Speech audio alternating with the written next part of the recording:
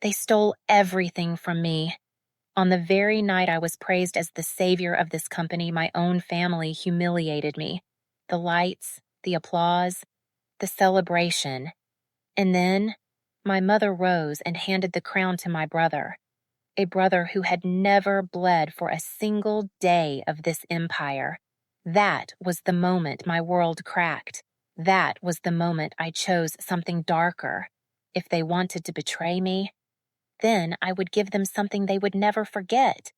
I would plan, I would wait, and I would strike. My name is Evelyn Carrington. I am 33 years old. Once, I was a financial analyst in New York. I lived in glass towers, chasing numbers and promotions, breathing ambition like oxygen. But I left it all behind. I came home to Denver to save a family store that was already half dead. 8 years ago, when I pushed open those doors again, the sight almost broke me.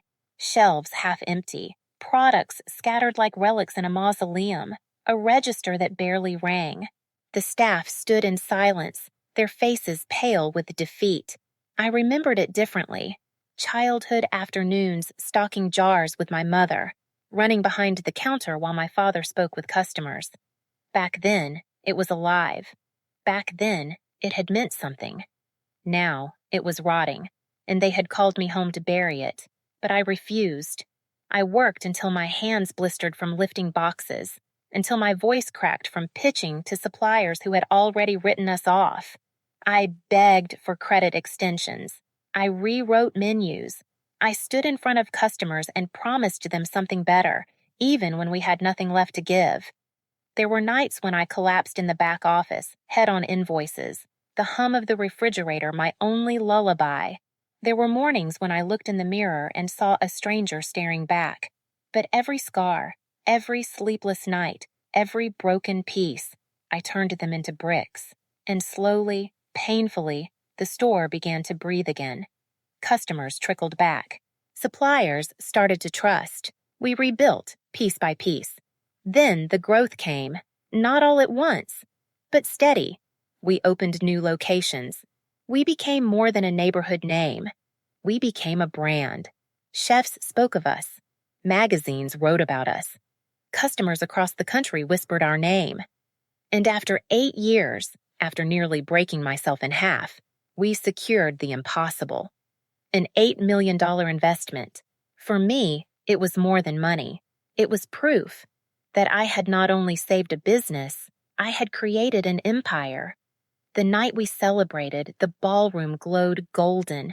Chandeliers sparkled like constellations. Music swelled through the air, violins weaving through laughter. Investors clinked glasses in my honor. Journalists scribbled notes. Even old rivals shook my hand with smiles that barely hid envy. For one brief, dangerous moment, I allowed myself to believe that I was no longer the outsider, that my parents would finally see me, that I had earned my place. But betrayal waits for the brightest stage. Margot, my mother, stood, her glass raised high, her smile flawless, rehearsed.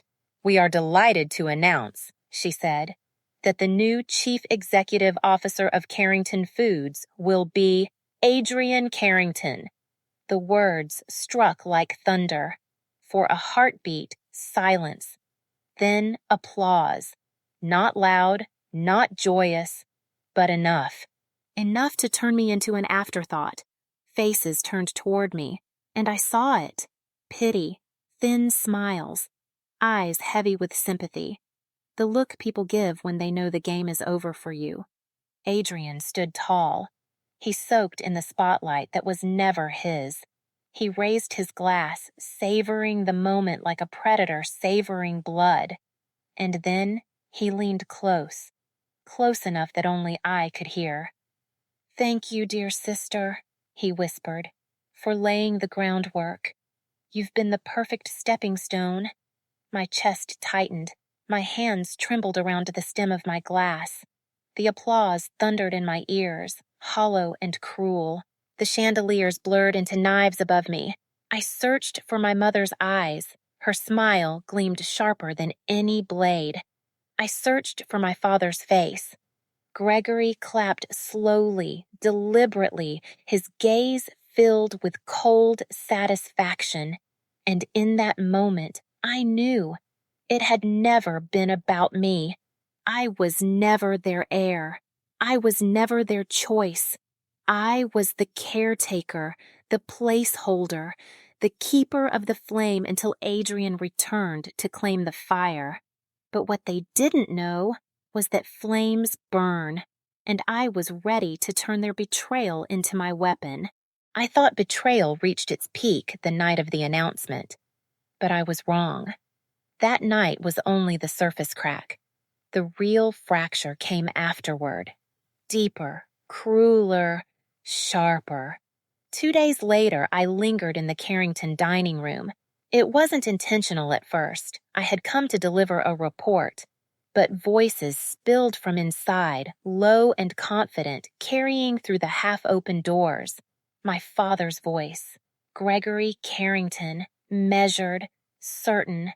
The voice of a man who never spoke without believing he was right. "Evelyn has done well," he said.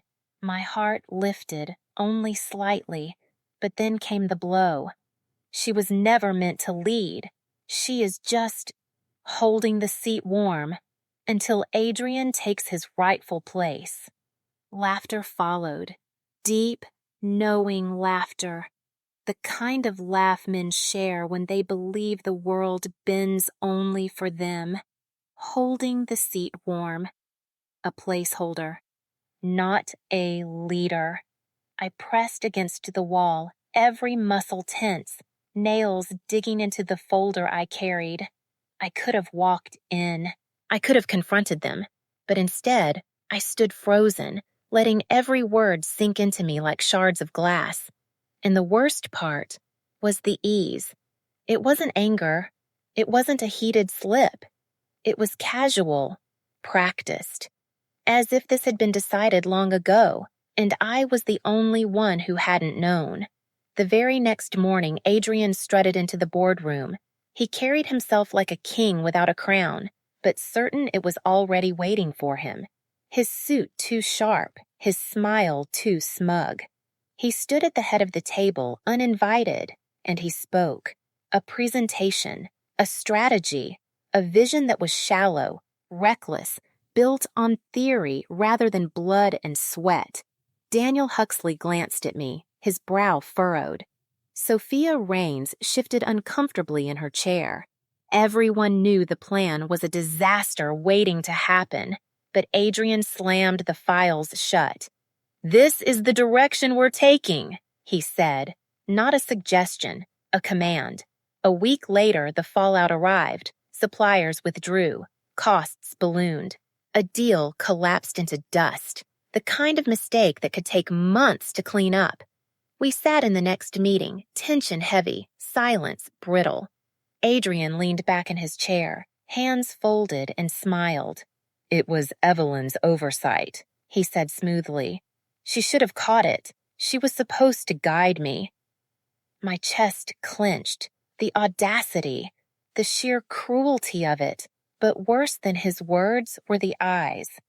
Dozens of eyes sliding toward me, accusing, doubting. The whispers began as soon as the meeting ended, in corridors, at coffee machines, in hushed corners of the office. Maybe she's slipping. Maybe she isn't as sharp as before. Maybe Adrian really is the future. Each word was a dagger, not because they were true, but because they were exactly what my family wanted people to believe. Later, in the Board of Trustees chamber, the verdict was delivered again.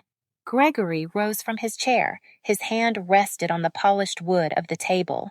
His voice cut through the room with certainty. "This company was built for Adrian," he declared.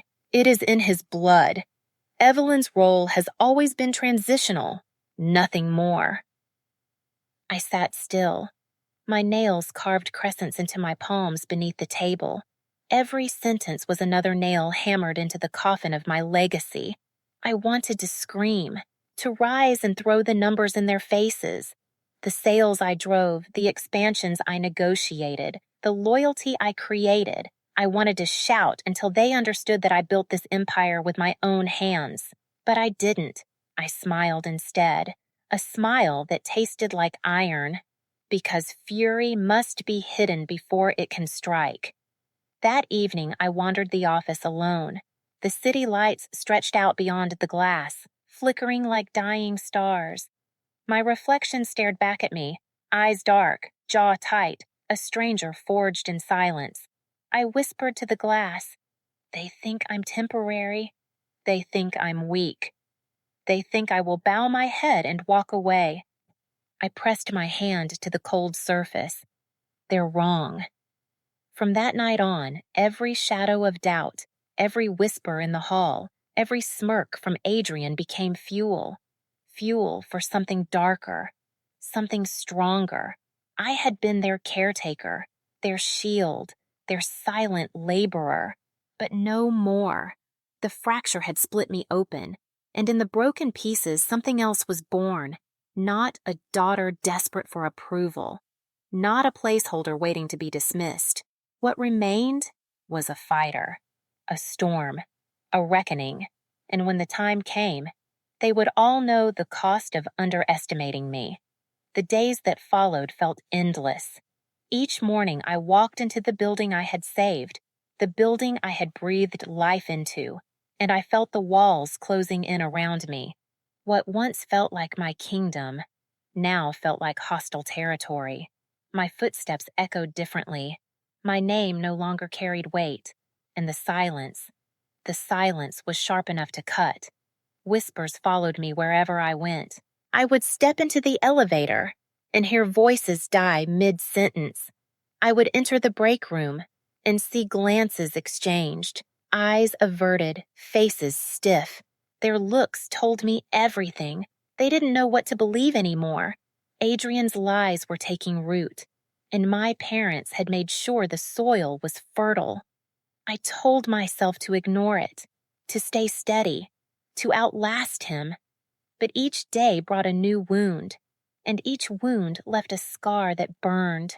I needed answers, not guesses, not hope. Answers. That was why I turned to Claudia Mercer. Her office was quiet, a refuge against the chaos I carried. I spoke until my throat ached, until I had no more to give. She listened the way only Claudia could, with patience, with eyes that saw through everything. When I finished, she let the silence linger. Then she spoke. "Evelyn, your parents still own this company. Legally, they can remove you at any time. You have no shield. If they decide Adrian is the future, you will be gone, and nothing you say in that room will stop them." Her words lodged in me like iron. I had feared it, but hearing it spoken aloud made it real.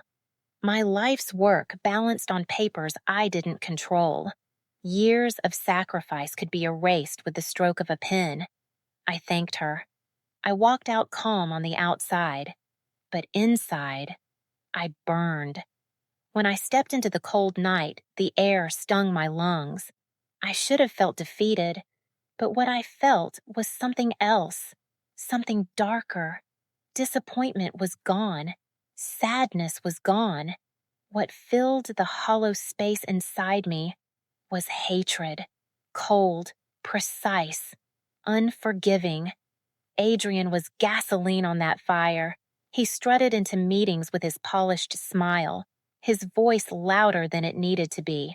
He interrupted me, dismissed me, spoke as if the throne was already his, and people began to bow. "Don't report to Evelyn anymore," he told the managers. "I want updates directly." At first, they hesitated. Some even looked at me for confirmation. But when they saw Gregory nodding in the corner, when they realized Margot would not intervene, they folded. One by one, the flow of information slowed. Reports stopped arriving at my desk. Meetings were scheduled without me, decisions made without my voice. And each time I tried to assert myself, Adrian twisted it, made me look desperate, made me look weak. The whispers grew louder. Maybe she's not as sharp as she used to be. Maybe Adrian really does have the vision. Their words slipped under doors, seeped through walls, echoed in places I couldn't escape. I refused to vanish, so I began to write. At first, it was notes scribbled in anger, but soon it became more. A record, a journal of every betrayal, every insult, every act of sabotage. Times, dates, names. I wrote it all down, until the pages themselves felt heavy with truth. They thought I was silent. They thought I was crumbling. But I was documenting. I was sharpening my memory into a weapon. And then the email arrived. It was past midnight. The office was empty. The only sound was the faint hum of the lights. My desk lamp flickered, a weak circle of light over scattered papers. I was exhausted, running on nothing but cold coffee and adrenaline. The notification blinked. Blank subject. Unfamiliar address. I almost ignored it, but something made me open it. One file, an audio recording. I pressed play. Adrian's voice filled the room, sharp, cruel, soaked in arrogance. She's nothing but a puppet, a caretaker, a woman who thinks she built something, but it was always meant for me. Then came laughter, ugly, mocking. It echoed in the empty office. My stomach twisted, my hands shook. For a moment, I wanted to slam the laptop shut, to erase it, to never hear his voice again. But I didn't. I saved it, carefully, twice, 3 times. I locked it away in places only I knew. His arrogance had become my evidence. His words would one day become his downfall. From that night on, I lived 2 lives. By day, I was the fading executive, ignored, dismissed, slowly being erased. By night, I became the archivist of their sins, collecting every piece of corruption, every act of cruelty. Adrian thought his smirks left no trace, but I was turning them into ammunition. He thought his words vanished in thin air, but I was trapping them, freezing them in place. And with each insult, my resolve sharpened. With each humiliation, my hatred grew into something unstoppable. This was no longer about recognition. It was no longer about survival. This was about revenge. I stopped asking why my father's approval was conditional. I stopped asking why my mother's affection felt rehearsed. The answers no longer mattered. What mattered was what would come next. Because I wasn't their puppet. I wasn't their placeholder. I wasn't their shield. I was the storm, and the storm was no longer gathering. It was already here. I knew I couldn't win in open daylight. Not yet. They had the papers, the signatures, the illusion of legitimacy. But I had something else. I had patience, and I had fury that would not die. So I moved in silence. Not weakness. Silence that waits. Silence that sharpens. Silence that becomes deadly when the moment comes. I kept my smile during the day. I let them think I was shrinking. I endured Adrian's arrogant orders. My father's dismissive tone. My mother's rehearsed affection. They believed I had surrendered. But every night I worked. I chose my first move carefully. Harrison Locke, the investor with sharp eyes and a sharper mind. The man who saw through numbers faster than most could read them. If I could turn him, the foundation of their new empire would begin to crack. We met in a restaurant far from Carrington eyes. Dim light, soft music, the kind of place where secrets were safe. He studied me when I sat down. "You don't look defeated," he said. It was a test, a provocation. I leaned forward. Defeated people don't ask for meetings. I laid out my plan. A new company. My company. No ties to the Carrington name. A brand built from the lessons I had bled for. I showed him the data, charts, numbers, customer loyalty records, evidence that most of our success came not from the Carrington legacy, but from the strategy I had built, the campaigns Sophia had executed, the operations Daniel had refined. Without me, the Carrington name was just a shell. Harrison sat back, silent, measuring. "You understand," he said at last. "If you walk away, they will come for you. They will try to bury you." I smiled. "Then I'll make sure they choke on the dirt." His laughter was low, cold, approving. "That fire," he said, "is exactly what I invest in." And with that, I had him. Not just his money. His belief. And belief could move mountains. I left the meeting calm. The war had begun, and none of them knew it. But I needed more than capital. I needed loyalty. Loyalty that couldn't be bought with titles. So I went to Daniel Huxley, the man who had worked beside me when the store was nothing but dust and broken shelves, the man who had watched me collapse from exhaustion and still return the next day. I found him late at night in his office, stacks of papers, tired eyes. "Daniel," I asked softly, "tell me the truth. If I walked away, would you follow?" He didn't hesitate. "I wouldn't just follow. I'd carry the weight with you." The words steadied me more than I expected. I nodded, holding the emotion down, because promises were fragile, but I would test them soon. Next was Sophia Raines, the architect of our brand's voice, the one who turned food into story, story into loyalty, loyalty into power. I invited her for coffee, away from the office, away from prying eyes. At first, we spoke in circles, cautious, but then she placed her cup down and looked straight at me. "You don't need to say it," she said. "If you go, I go." Huh? And just like that, another piece of my army fell into place. Piece by piece, I was building something they couldn't see. Not soldiers, not mercenaries, but believers. And believers were more dangerous than any contract. Meanwhile, Adrian spent his nights drinking, clinking glasses with his MBA friends, bragging about the empire he thought was already his. He never noticed that the ground beneath him was shifting, that roots were growing too deep for him to cut. I recorded every meeting, every promise, every whisper spoken in secrecy. My journal was no longer just a record of their betrayals. It had become a blueprint for war. Each page heavier than the last. Each entry another nail in the coffin I was preparing. The Carringtons thought I was fading. They thought I was waiting for mercy. They thought I was still their obedient daughter. But I was already moving. Quietly, precisely, like a knife sliding between ribs before anyone realizes it's there. And when the time came, I wouldn't ask for justice. I would take it.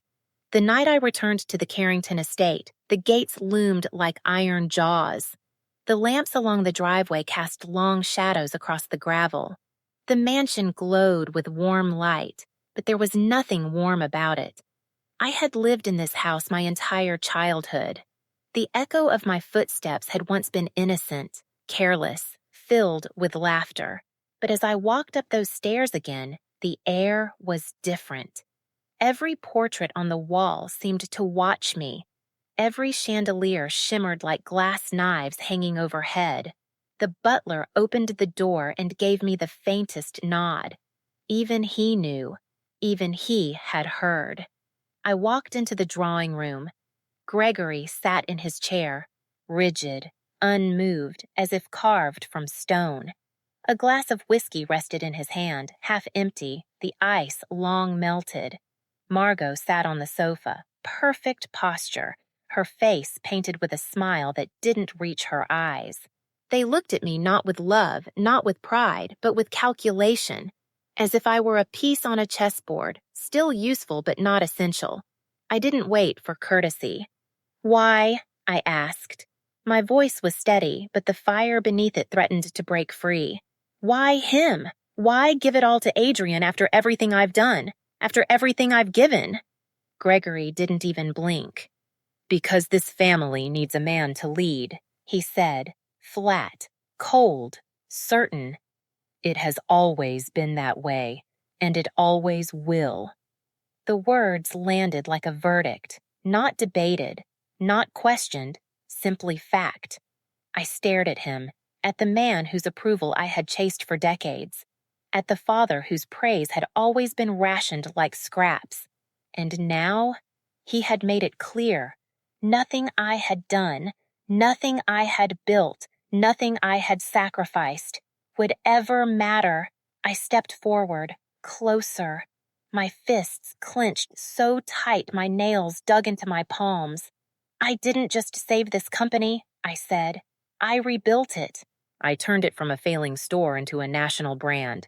I carried it on my back, alone.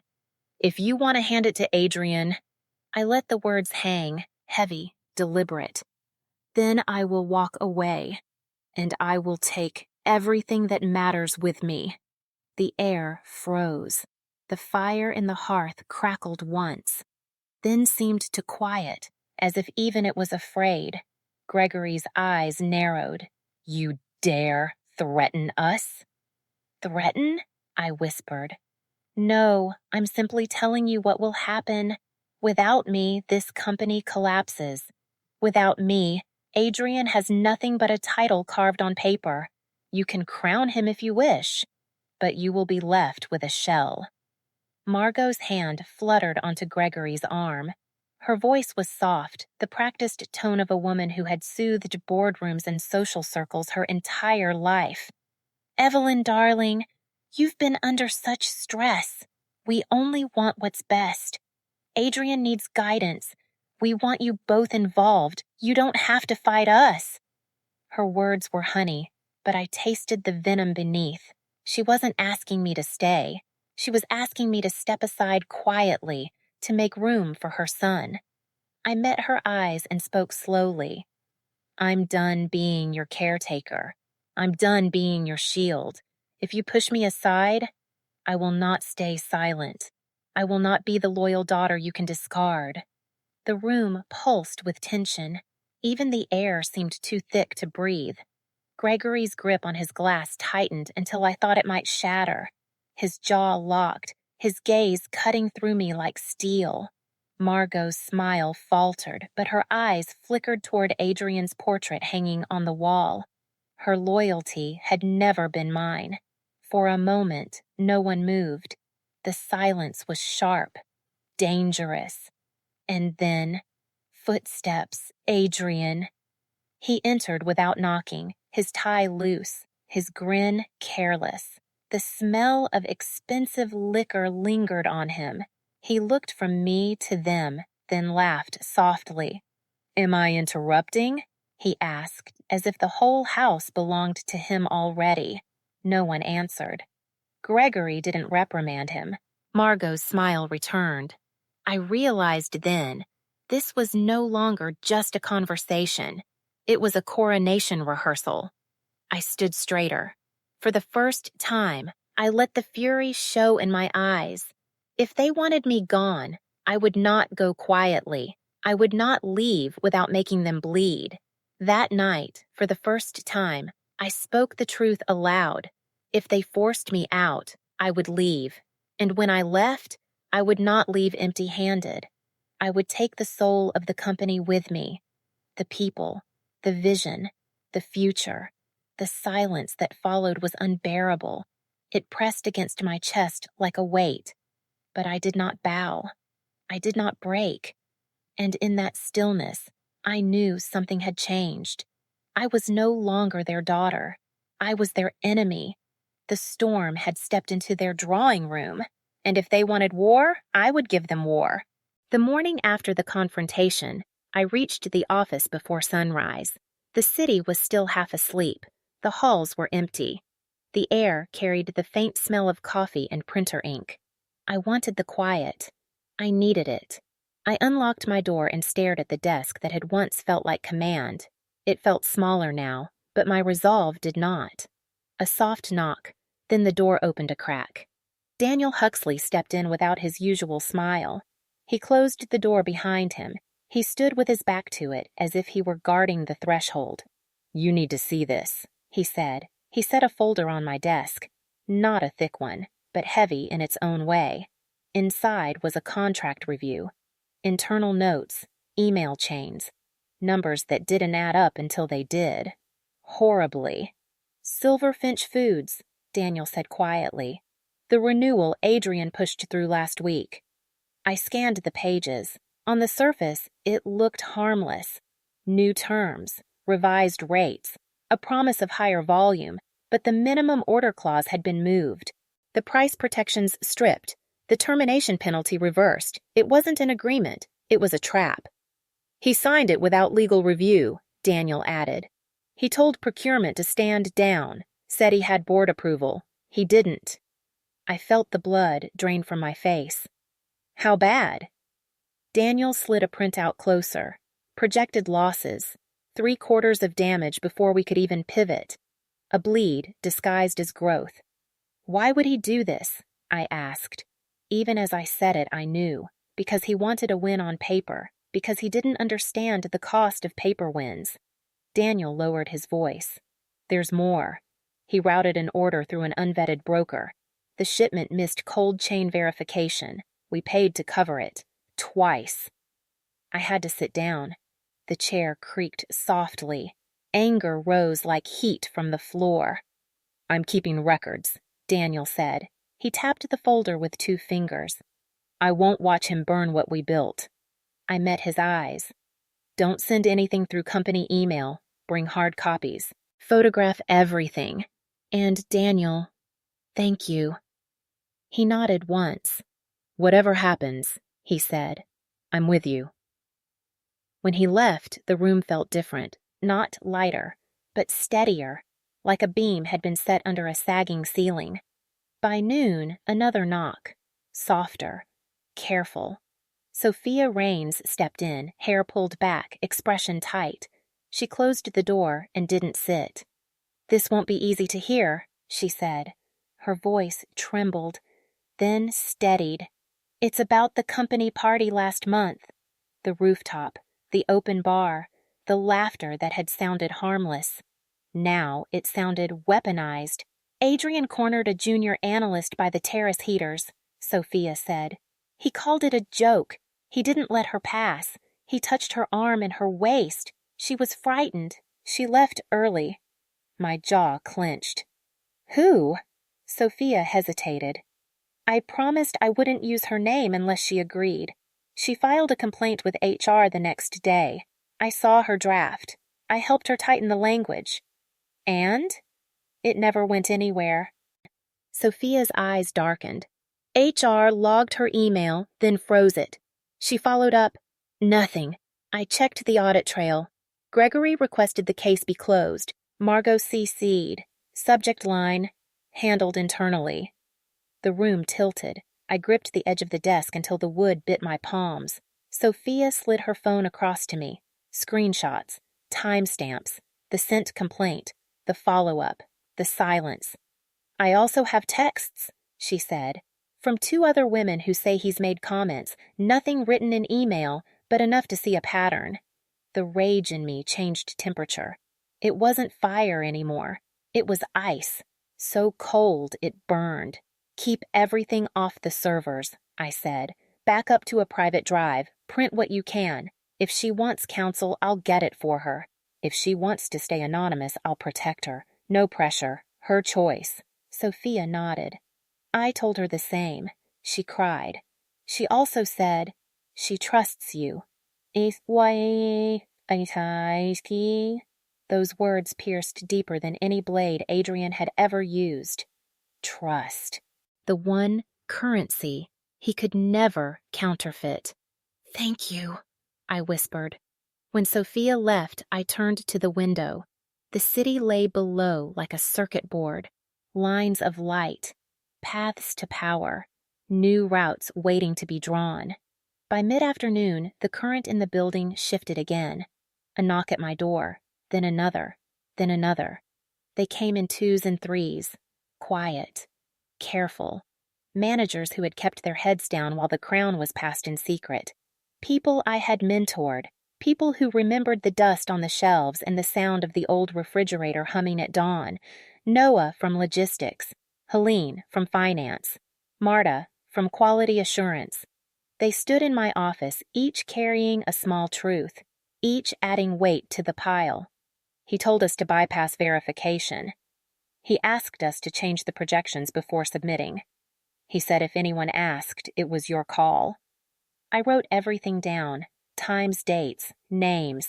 I watched the ledger of betrayal grow line by line. I felt the ledger of loyalty grow beside it. Finally, I stopped them with a raised hand. I need to know the truth, I said. If I walk, will you follow? They looked at one another. No one spoke at first. Then Noah cleared his throat. If you go, he said, the trucks stop moving. Helene added, if you go, the numbers stop making sense. Marta's voice was barely a whisper. If you go, the standards go with you. One by one, they nodded. Not dramatic, not loud, just certain. I saw it then as clearly as the map on my wall. If I walked, the structure would shudder. If I left with the people who actually did the work, the whole machine would seize. The Carrington name would remain. The Carrington brand would not. I took a breath and began to draw it out loud. Not a threat, a simple chain reaction. If I pull operations, I said, orders stall, shipments back up. If marketing leaves, the campaigns go dark, the pipeline empties. If finance and QA move with us, compliance stumbles. Vendors get nervous, customers go quiet, and when Harrison shifts his support, the board loses its balance. Silence. Then the slow exhale of realization moving through the room. This isn't just about me, I said softly. It's about what we built. Together. They looked at me differently then, not as a boss abandoned by her family, but as the center of gravity around which their work had always turned. When they left, I sank into the chair and let the feeling rise. It wasn't relief. It wasn't triumph. It was something steadier. The sense of a line forming behind me, of a shape taking place where there had been only pressure and noise. I was not alone. Not anymore. The thought settled in my bones like iron. The fear that had followed me for weeks loosened its grip. The anger that had burned started to refine itself into aim. I opened my journal and wrote 3 words at the top of a clean page. We are ready. I didn't need to shout. I didn't need to warn. I only needed to prepare. Adrian laughed with his classmates that night, I was told. He boasted about strategy. He toasted to inevitability. He didn't see the quiet tide turning beneath him. He didn't hear the soft roar building in the corridors he no longer respected. That was always his mistake. He believed power was the loudest voice in the room. He never understood that sometimes power is the whisper that never wavers.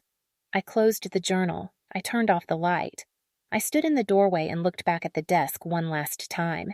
If I left, I would not leave empty-handed. If I stayed, I would not stay silent. Either way, the war had already chosen me. Either way, Carrington would feel what it meant to lose its heart, its spine, its breath. I was not alone. And the feeling of not being alone became a fuse I was more than willing to light. The morning of the meeting arrived heavy with rain. Clouds pressed low over the city. The streets glistened as if the world itself knew what was coming. I dressed in silence. No jewelry, no softness, only the black suit I wore like armor. When I entered the Carrington boardroom, the air cut like glass. The long table gleamed under the chandeliers, polished, cold, the faces around it sharper than any knife. On one side, Gregory sat rigid, his jaw locked, his fingers drumming once against the polished wood. Margot beside him, posture flawless, her smile faint and deliberate. And Adrian leaned back in his chair with the smug ease of a prince waiting to be crowned. On the other side sat Harrison Locke, calm, patient, and beside him, me. The balance of the room tilted between us. 2 sides, 2 futures. Only one would survive. Adrian rose first. He always loved the stage. His voice filled the chamber too loudly, as though volume could substitute for truth. He unveiled charts in bright colors, lines that soared upward, projections of expansion, promises of profit, visions of glory. "This is the future of Carrington Foods," he declared, his hand sweeping across the screen. "Under my leadership, we will double market share in 3 years. We will open new markets overseas. We will not just compete, we will dominate." He paused, letting the words hang, his eyes shining with self-congratulation. Gregory nodded. Margot smiled. The board shifted uneasily, caught between the sound of ambition and the absence of evidence. Then Harrison spoke. He did not raise his voice, but his words sliced through Adrian's presentation like a blade through silk. "These numbers," Harrison said, "don't match the data." The room stilled. Adrian blinked. His smile faltered for the first time. "They're forward-looking models," he began. "No," Harrison cut in. "They're fiction. I know because Evelyn gave me the real numbers. Verified, checked, transparent. And they tell a different story." Gasps, whispers. The board leaned forward, eyes flicking from Harrison to me. Adrian's face tightened, his polished veneer cracking. I stood then. My chair scraped softly against the floor, but the sound echoed louder than his entire presentation. My voice was cold, steady, every word sharp. "If fiction is not enough to expose him," I said, "then allow me to present facts." I laid the first folder on the table. The Silver Finch contract. Clause by clause, a portrait of incompetence. The hidden penalties, the reckless terms, the losses concealed.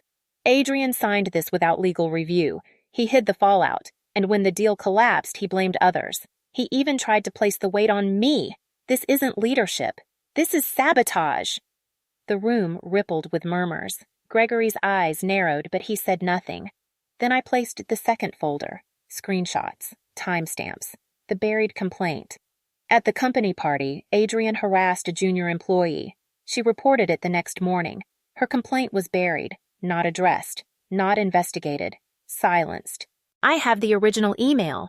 I have the proof of who shut it down. Gregory Margot. Gasps sharper this time.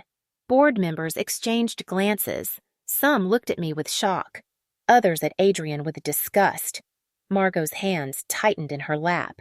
Gregory's jaw clenched, his face red with anger, but he could not deny what was in front of him. Adrian stammered. "It was a misunderstanding." "Enough," I snapped. My voice rang against the walls. "You call yourself a leader? Leaders don't sign away millions to mask their ignorance. Leaders don't corner their employees and silence their voices. You are not a leader, Adrian. You are a liability, and if this board still believes in truth, they will see it too." For a moment, silence pressed down like a storm cloud ready to break. And then, footsteps. The doors opened. Daniel Huxley entered first, his shoulders broad, his face steady, carrying the weight of operations with him. Behind him came Sophia Raines, her gaze unwavering, her presence like a spark that set the room alight. And then more. Managers, leaders, staff who had worked quietly in the shadows until this moment. One by one, they filled the back of the boardroom. It was not chaos. It was certainty. Daniel spoke. "If Evelyn leaves, operations leave with her. Without us, the supply chain collapses." Sophia followed, her voice clear and firm. "If Evelyn goes, marketing goes. Customers go. The brand dies in weeks." Others joined. "If she goes, finance goes. If she goes, quality goes. If she goes, we all go." The weight of their voices filled the chamber, heavier than any chart Adrian had waved. The Carrington legacy stood on one side, but the lifeblood of the company had chosen me. Gregory's face turned ashen. Margot's hand fluttered helplessly against the table. Adrian's mouth opened, then closed, no words left to save him. Harrison rose at last, His voice was calm, final, undeniable. The choice is clear. The Carrington name means nothing without Evelyn. The value, the vision, the future, it is her. He looked directly at Gregory, then at Margot, then at Adrian. You can cling to your name, or you can keep your company. You cannot have both. The words landed like thunder. The silence that followed was not hesitation. It was defeat. I stood in the center of the storm I had created, and for the first time I saw it in their eyes. Fear, recognition, the truth they had denied for years. The company was mine, not because of blood, not because of name, but because I had earned it. I didn't need their crown. I had forged my own. And in that room, with the weight of allies at my back, with the truth laid bare, I knew I had won. The vote does not come. There is no need. The evidence sits on the table like a blade. The room has already chosen. Gregory's knuckles are white around his glass. Margot's lips hold a smile that can no longer stand. Harrison does not look at them. He looks at me. No one speaks first. Silence makes the decision for them. Then Gregory exhales. The sound is a crack in old stone. Evelyn will remain as chief executive officer, he says. Each word tastes like rust on his tongue. Margot nods once, eyes lowered, as if the chandeliers are too bright. She says nothing that can be quoted later. Adrian tries to stand. His chair drags across the floor, noisy, graceless. I can still lead, he says. It is a plea dressed as a speech. Harrison answers before I have to. You will not, he says. Your role will be limited, defined, supervised. The board stares at the table as if it might open and swallow them all. I feel no triumph rise in me, only clarity, a steadiness that settles in the bones. I have won the power to protect what matters. Adrian's eyes flash. I'm not done, he mutters. You are, I think. You were done the moment the truth stood up and walked into this room. I speak at last. My voice is quiet. It does not need to be louder than certainty. We will reopen the complaint, I say. We will bring in outside counsel. We will audit procurement and operations. We will rebuild the lines he cut. I do not look at Adrian when I say he. A board member clears his throat. Effective immediately? Yes, I say. Effective now. Daniel writes the first action points. Sophia lists the calls we will make before sunset. The others stand behind us like a wall that cannot be moved. Gregory looks at me for the first time as if he does not know me. His eyes hold two things that never belonged together on his face: hatred and fear. Margot tries gentleness one more time. Evelyn, darling. I lift a hand, not in anger, in finality. This meeting is adjourned, I tell them. We have work to do. Chairs scrape, papers slide back into folders. The door opens. A corridor of quiet waits beyond it. Adrian lingers. He wants the last word. He always has. This isn't over, he says. His voice claws for height and finds none. I do not give him an answer. I do not give him my eyes. I give him my back, which is worse. We step into the hall. The air is cooler here. Less theater, more truth. Sophia's hand brushes mine. A brief, fierce spark. We've got you, she whispers. I nod. We've got each other. Daniel falls into stride on my other side. Operations will be clean by morning, he says. Tonight, I answer. He smiles without humor. Tonight it is. We move like a current through the building. People watch us pass and do not pretend they were not watching. Whispers do not die when I enter the elevator. They change shape. Respect has a sound. It is softer than fear and lasts longer. In my office, I close the door and stand in the center of the room. The city presses its light against the glass. The desk is the same. I am not. I pull the journal toward me, the book that held every slight, every lie, every cut. I flip to a fresh page. The paper is bright and unforgiving. I write 3 lines. We protect the victim. We repair the house. We outgrow the name. I set down the pen. I breathe. The breath feels like the first honest thing I have taken all day. There will be consequences. For them. For me. There always are. The family is not merely strained. It is broken. You can hear it in the way footsteps pause before entering a room. You can see it in the way eyes avoid mirrors. Gregory passes my door once and stops. He does not come in. He does not knock. He only looks through the glass at his daughter as if seeing her for the first time. I meet his stare. He flinches. Hate tries to speak in his face. Fear speaks first. Margot writes me that evening, a message with more adjectives than facts, a memory of a birthday cake, a plea wrapped as nostalgia. I reply with policy changes and audit schedules. We will not talk in the language of childhood again. At midnight, I walk the halls alone. The building hums with machines doing their quiet work. I touch the wall outside the boardroom. It is cool and smooth. I think of all the words it has heard. Today, it heard mine. When I push open the stairwell door, the night breathes on me. The rain has stopped. The city is washed and waiting. I step outside without my coat. The pavement glitters. Traffic sighs in the distance.